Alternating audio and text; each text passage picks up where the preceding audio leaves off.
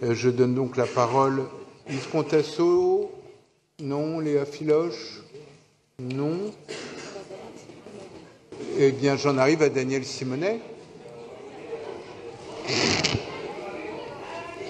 C'est M. Frédéric Coquart qui répondra sur cette délibération? Je vous le confirme, Madame Simonet. Vous me le confirmez? Est-ce pour cette...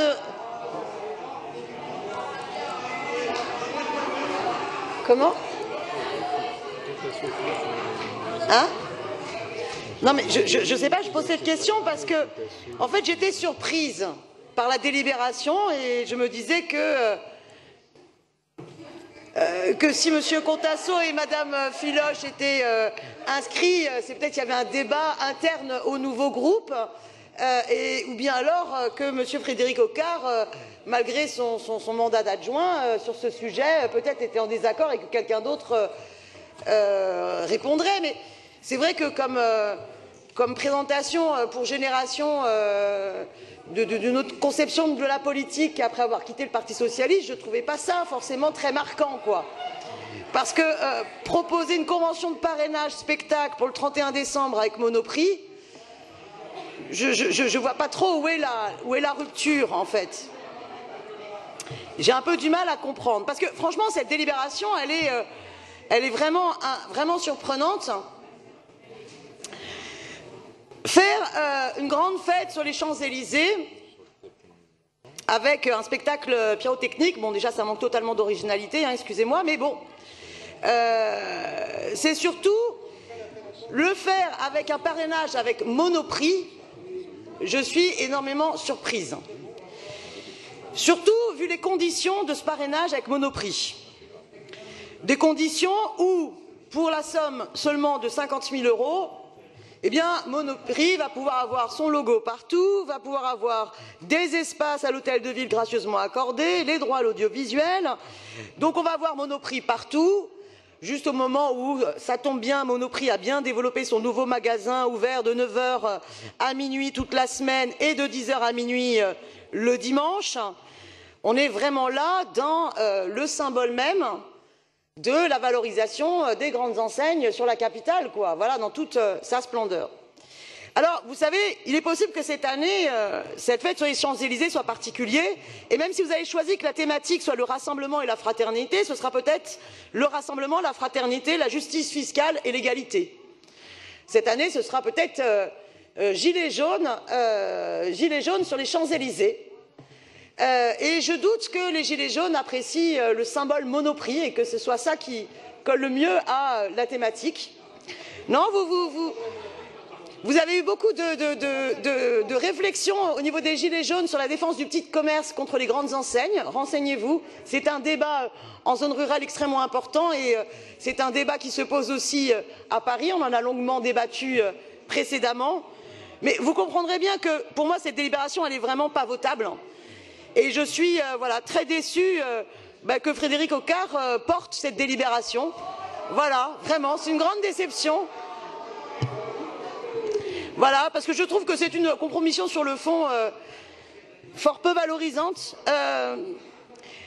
Il y a bien d'autres façons d'envisager la nuit à Paris que de l'envisager en publicité pour ces enseignes commerciales. Et oui, je me souviens également du collectif Stop Monop, qui avait victorieusement mené son combat contre la prolifération des monoprix dans un quartier où il y avait déjà plein d'autres enseignes de supermarchés.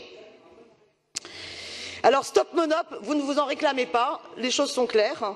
Eh bien, pour ma part, je voterai contre cette délibération parce que stop le mécénat avec ses intérêts privés. On a d'autres façons de penser les soirées culturelles et populaires dans notre capitale. Je vous remercie. Merci Daniel Simonet. Et pour faire plaisir à Daniel Simonet, je donne la parole à Frédéric Coquart.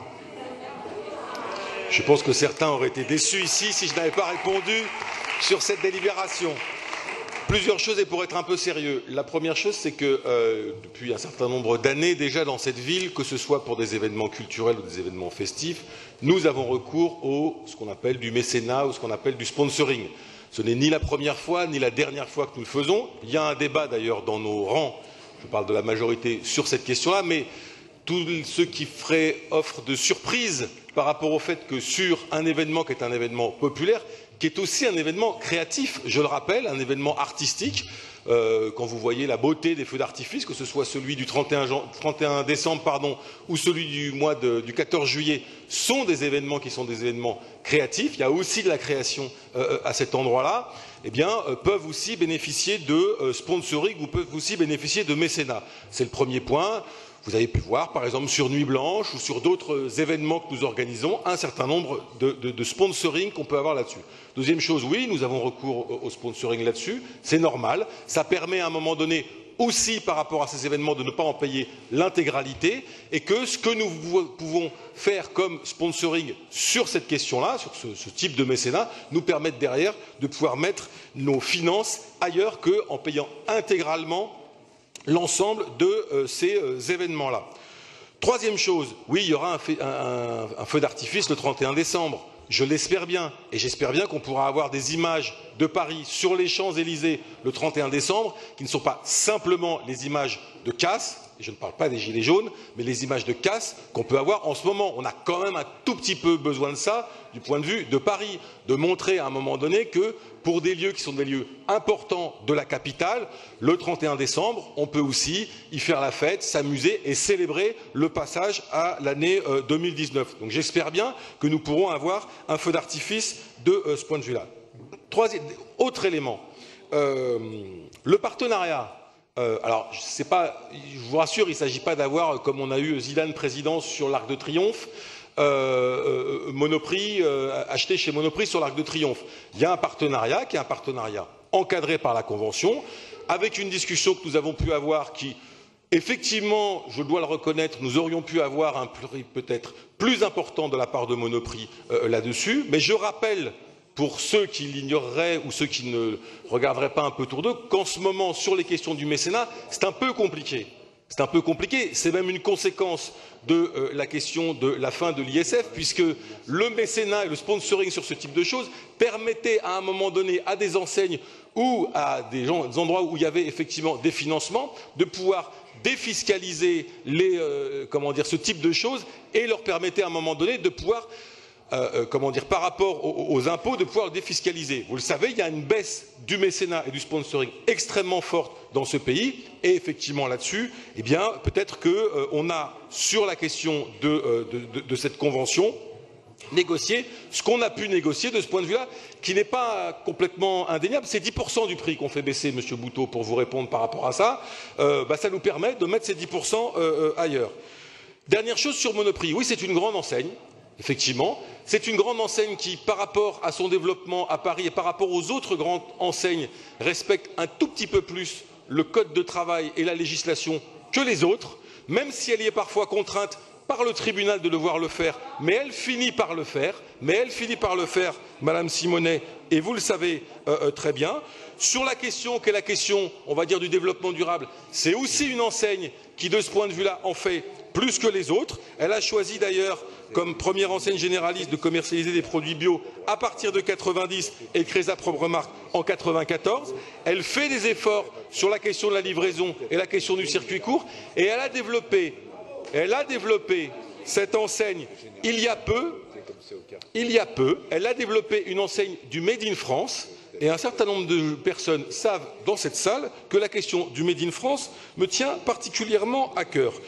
Pour toutes ces raisons, je vous appelle à voter cette délibération qui, je le dis, va nous permettre à un moment donné aussi, par rapport aux questions qui sont les questions importantes sur les questions de vie nocturne, eh bien de pouvoir diriger les budgets ou le budget sur l'ensemble des actions que nous pouvons réaliser dans d'autres domaines, de la médiation par exemple, ou de la régulation de la vie nocturne.